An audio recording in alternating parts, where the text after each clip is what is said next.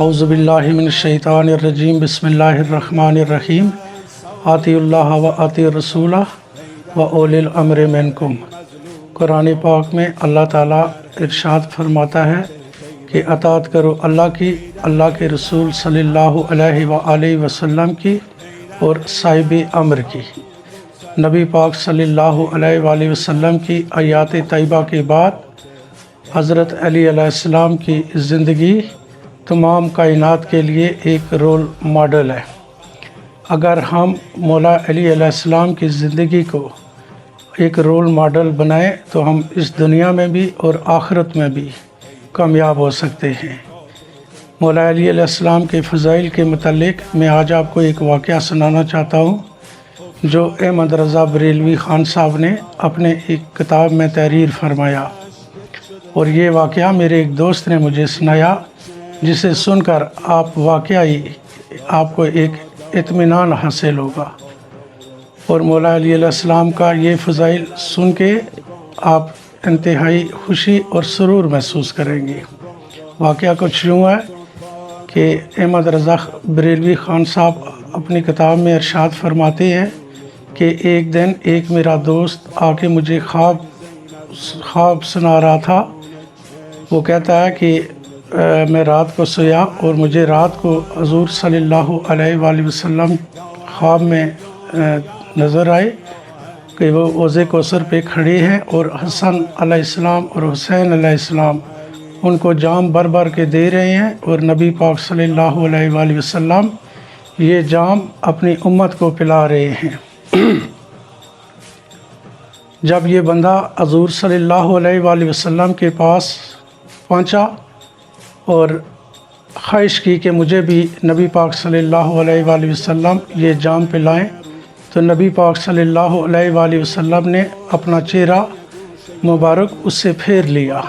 وہ بندہ نہایت پریشان ہوا اور اس پریشانی کی حالت میں نبی پاک صلی اللہ علیہ وسلم سے عرض کرنے لگا، یا رسول اللہ، میرے والدین آپ پر قربان ہوں، میں آپ پہ قربان ہو جاؤں، آپ مجھ سے کس خطا کے عوض ناراض ہیں؟ تو آپ صلی اللہ علیہ وآلہ وسلم نے ارشاد فرمایا کہ ہے بندے، تو میرا امتی ہے، اور تو جس جگہ رہتا ہے تیرے پڑوس میں ایک بندہ رہتا ہے جو مولا علی علیہ السلام سے انتہائی بغض رکھتا ہے، اور تو اس کے متعلق بخوبی جانتا ہے، اور آج تک تو نے اس سے بیزاری بھی اختیار نہیں کی اور اس کو اس چیز سے منع بھی نہیں کیا۔ تو اس بندے نے فرمایا، یا رسول اللہ صلی اللہ علیہ وآلہ وسلم، میں آپ سے بھی اور مولا علی علیہ السلام سے بھی انتہائی عقیدت اور محبت رکھتا ہوں، مجھے حکم کیجئے میں ابھی کیا کروں؟ تو آپ صلی اللہ علیہ وآلہ وسلم نے فرمایا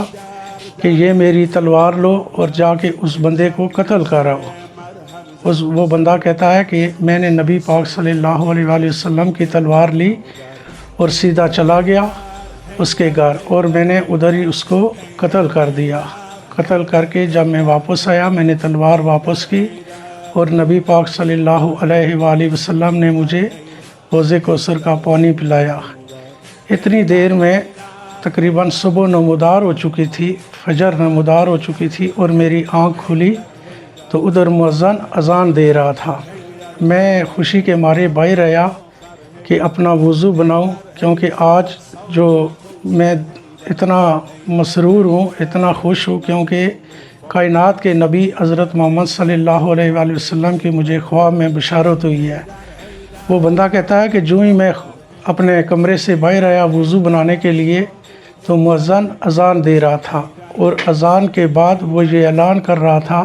کہ میرے پڑوس میں واقعی وہی بندہ جو مولا سے بغض رکھنے والا تھا، اس نے وہ مؤذن اس کے بارے میں اعلان کر رہا تھا کہ اس کو رات کو آ کر کسی نے قتل کر دیا۔ تو جو ہی وہ بندہ کہتا ہے کہ اس بندے کو تو رات کو میں نے خواب میں قتل کیا، اور ابھی یہ بندہ اذان کے بعد یہ مؤذن اعلان کر رہا ہے کہ اس بندے کو کسی نے قتل کر دیا۔ تو اس واقعہ سے آپ یہ بخوبی اندازہ لگا سکتے ہیں کہ حضور صلی اللہ علیہ وآلہ وسلم کی نظر میں مولا علی علیہ السلام کی کیا اہمیت ہے، اور جیسے کہ انہوں نے پہلے ہی بتا دیا تھا اپنی آیات طیبہ میں کہ من کنت مولا فہذا علی مولا، کہ جس کا میں مولا ہوں اس کا علی مولا، اور جس نے علی کا دامن پکڑے رکھا اور میرے اہل بیت کے ساتھ متمسک رہا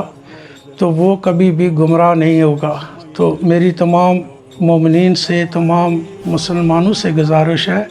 کہ آپ مولا علی علیہ السلام کی زندگی کو اپنا رول ماڈل بنائیں۔